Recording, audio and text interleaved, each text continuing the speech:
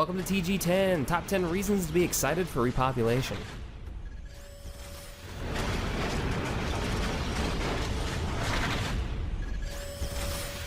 Repopulation has a unique 3-faction PvP system, with servers divided up into standard and hardcore PvP rule sets. So if you're like me and enjoy your MMO with full-on player looting, you can do that. The 3-faction system works by having 2 standard sides on a server, and the third side can make and break alliances at will, creating a player-run faction, or multiple factions in this side. Players can set up their alliances with other factions to 5 different levels, ranging from Allied to Nemesis. Cities can be built, players can run as mayors, micromanaging the city's resources and happiness levels, kind of like SimCity.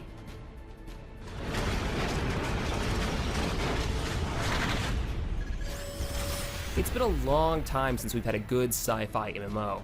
Honestly, other than EVE Online, there's not a lot out there in the way of futuristic games, especially when you're looking for a ground-based game. Repopulation takes place on a planet called Rylodon. Earth is a distant memory. The colonists on this newly colonized planet have a technology to take a snapshot of their memories and clone themselves, explaining how death has become nothing more than an inconvenience. At first there was peace, till a group formed wanting to be able to have natural children.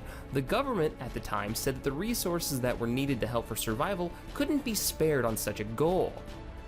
This didn't go over well, and 2 warring factions were formed.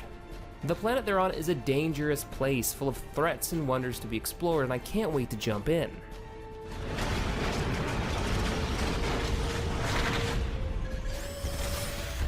The mission system in Repopulation has me really curious. It can dynamically generate missions based on your current character's skills and standing. These can be complex, multi-stage missions tailored to you, with branching outcomes that are affected by your choices. On top of this, not all missions have to be combat-oriented. Missions can involve crafting, harvesting resources, diplomatic efforts, theft, taming, you name it. Missions can also be filtered, so if you're looking for pure combat missions, you can do that.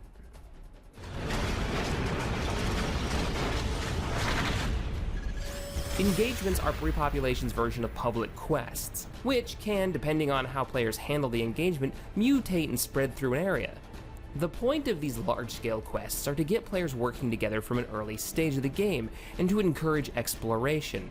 Different areas will have special and uniquely spawning engagements, some with long, far-reaching effects. Settlements, even player ones, can turn into dungeons, and towns can be overrun, changing the entire area of available content. Finding an engagement is as simple as chatting up a local NPC for rumors and information.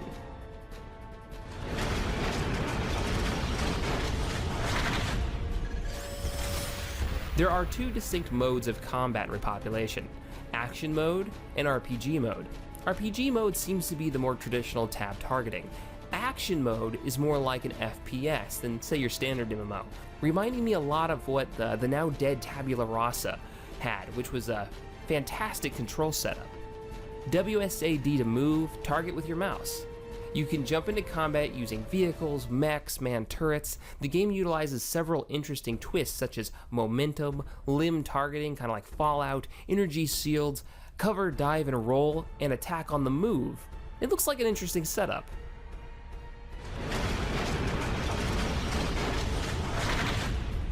The game has a fitting system out of the box that lets you make your character the way you want. Armor and weapons come in cosmetic shells, which can be edited and upgraded using different modifiers, creating the custom weapon you want. The character creator has a very Star Wars Galaxies feel to it, with a massive number of sliders and color palettes to choose from, allowing you to really get the look you're going for.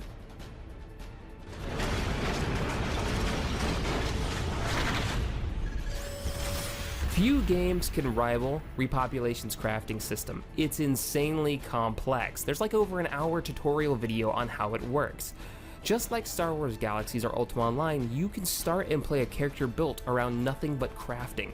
Want to be a gunsmith, dedicated creating the finest machine guns, pistols, and rifles? You can do it in Repopulation, with each material taking on different quality levels based on multiple sources. So for example, you have an iron bar used to make a pistol. and it was refined by a low-skill miner with crap material. While this will create a weaker metal, making your end product weaker. Using low-end parts can cause your pistol to shoot with less power or have less armor penetration, maybe worse range.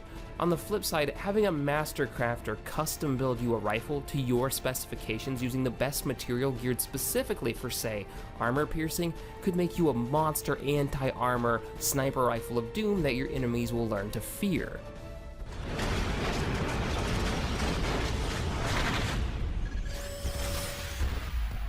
One of the most exciting features of Repopulation is the skill system. Taking cues from early versions of Star Wars Galaxies, you can mix and match skills to make the perfect character for you.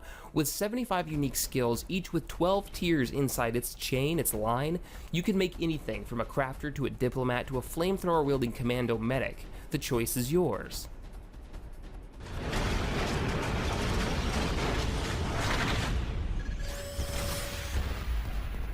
Star Wars Galaxies and Ultima Online, my two personal favorite MMORPGs. These are what the developers of Repopulation are using for inspiration. The ultimate in sandbox MMOs. Early Star Wars Galaxies let you do just about anything and any type of character you could dream up.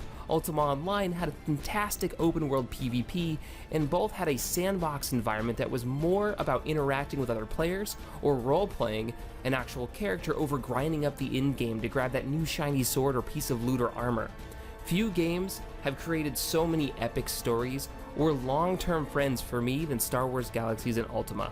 And to hear that this company is making a game based on those two has me crazy excited for the future.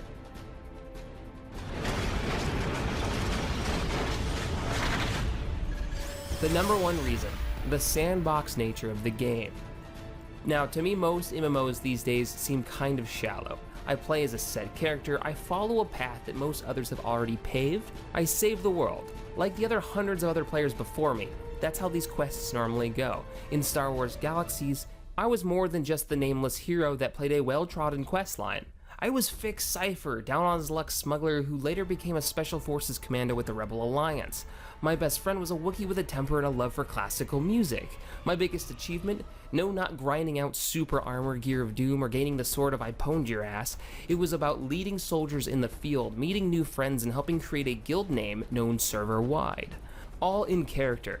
It made the world seem more real, having a home, a base of operations, a city run by our mayor voted by other players. The sandbox nature of these games just pulls you in. And it's all about the player interaction. I had people on my friends list that were master crafters that did nothing but make the best in weapons, and I could contact them and have them custom make me a weapon with a custom name built around the specifications that I wanted. And they were known server-wide for the work they did, how high quality it was. And that's what you get out of these kind of sandbox games. It allows you to play roles you wouldn't normally be able to play other than the hero. You had people that spent most of their time in cantinas and bars talking. After a big battle, you'd have to go see a doctor and actually sit in the medbay and chat with people and have a good time.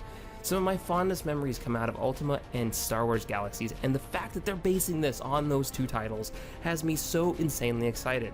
I think the only game I'm more excited for compared to this one right now is Star Citizen. Alright guys, well, I hope you enjoyed this TG10. If you're excited for an MMO coming out, let me know in the comments below. Which one do you like better? Have you ever even played a true sandbox other than, say, EVE Online? Or have the sandbox games just fallen away to the point where nobody even remembers them? I'm curious, are there any fond memories of Star Wars Galaxies that you guys have? Has anybody even played UO on TGN? Or is it just too old and nobody remembers that old game? Alright guys, I hope you enjoyed this video. Hit that thumbs up button, subscribe here to TGN, and as always, thanks for watching. I will see you guys next time.